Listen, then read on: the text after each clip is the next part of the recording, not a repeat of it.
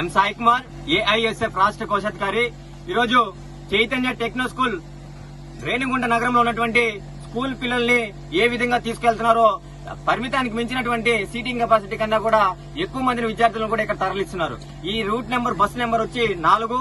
ఇక్కడ ఏర్పేట నుంచి ఏర్పేడు, బుత్వారిపల్లి, వెద్దెల చెరువు ఈ రూట్ వైపున ఇటు మల్లారం ఇట్లా పిల్లలందరినీ కూడా ఇట్లా రేణిగుంట మండలంలో ఉన్నటువంటి శ్రీ చైతన్య టెక్నో స్కూల్ కి విద్యార్థులు తరలించడం జరుగుతుంది. ఈ రోజు విద్యార్థుల దగ్గర నుంచి ఫీజులు కలెక్ట్ చేసేటువంటి శ్రద్ధ విద్యార్థులకి కల్పించాల్సిన సదుపాయాల్లో పూర్తిగా విఫలం చెప్తున్నట్టు అని చెప్పి దీనికే నిదర్శనం. ఎందుకంటే ఈ రోజు 1400 రూపాయల నుంచి ఈ రోజు విద్యార్థి దగ్గర నుంచి అధికంగా రేణిగుంట మండలంలో ఉన్నటువంటి ఏ ఒక్క పాఠశాల కన్నా కూడా తక్కువ కాకుండా మేమే ఎక్కువ అన్నట్టుగా ఈ రోజు కలెక్ట్ చేస్తున్నారు. మరి మీరు కలెక్ట్ చేస్తున్నారు, దానికి తగ్గట్టుగా ఈ రోజు విద్యార్థులు కూడా సదుపాయాలు కల్పించాలి. చాలా చిన్నపిల్లల నుంచి ఈ రోజు 1వ క్లాసు నుంచి 3 సంవత్సరాలు, 4 సంవత్సరాలు, 5 సంవత్సరాలు ఉన్నటువంటి పిల్లలు ఈ రోజు విద్యార్థులు ఈ రోజు పాఠశాలకు వెళ్లాలంటే ఈ రోజు బస్సుల్లో నుంచి పేద మధ్యతరగతి విద్యార్థులు ఈ రోజు ఏదో సదుపాయంలో వాళ్ళు కష్టపడి చెప్పి వారి తల్లిదండ్రులందరూ కూడా కష్టాజితాన్ని ఈ రోజు కార్పొరేట్ విద్యా సంస్థలో చదివిస్తే నా పిల్లలు బాగా చదువుకుంటారు, వారికి మంచి సదుపాయాలు కల్పిస్తారని చెప్పి విద్యార్థులు ఈ రోజు బస్సుల్లో పంపిస్తుంటే ఇక్కడ చూస్తుంటే సీటుకి 3, 4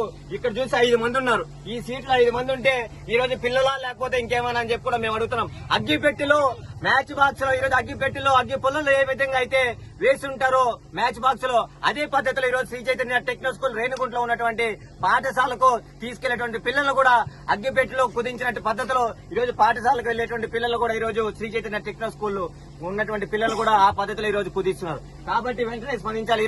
ఈ రోజు ఏం కొత్త ఏం కాదు. 4 రోజుల క్రితమే ఈ రోజు 2 రోజుల ముందుకే వెళ్లి శ్రీ చైతన్య టెక్నో స్కూల్ రేణిగుంటలో ఉన్నటువంటి ప్రిన్సిపల్ గారికి పిన్ టు పిన్ ఎక్స్ప్లెయిన్ చేశాం. మేడం ఈ విధంగా ఉంది, వెంటనే స్పందించండి, విద్యార్థులు చాలా ఇబ్బంది పడుతున్నారు, వారి తల్లిదండ్రులు ఎవరిని కలవాలో ఏ విధంగా అడగాలని కూడా వాళ్ళు ఇబ్బందులు అయోమతి స్థితిలో ఉన్నారు.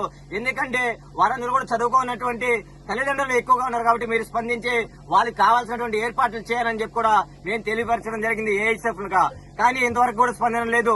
నిన్న ఆమెమంటుందంటే మేము 2 రూట్లు 2 టైమ్స్ బస్సును పంపిస్తున్నాం అన్నారు. మరి 2 సార్లు పంపిస్తుంటే ఒకే వ్యాన్ లో పరిమితానికి మించినటువంటి దాదాపు చూస్తుంటే సీటుకి 5 మంది, 3 ఓకే, 2 కూర్చోవాల్సిన సీట్లో 3 కూర్చున్నారు. సరే 4 కూర్చొని 5 మంది కూర్చున్నారు.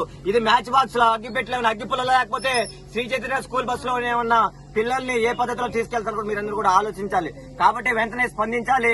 ఈ రోజు ఫీజులపై ఉన్నటువంటి దృష్టి విద్యార్థులు కల్పించడంలో పూర్తిగా కూడా విఫలం చెందారని చెప్పి శ్రీ చైతన్య యాజమాన్యం వెంటనే స్పందించాలి.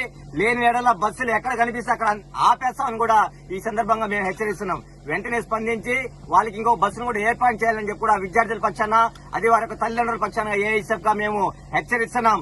లేని పక్షాన బస్సు ఎక్కడ కనిపిస్తే అక్కడ ఆపేస్తామని కూడా ఈ సందర్భంగా హెచ్చరిస్తున్నాం.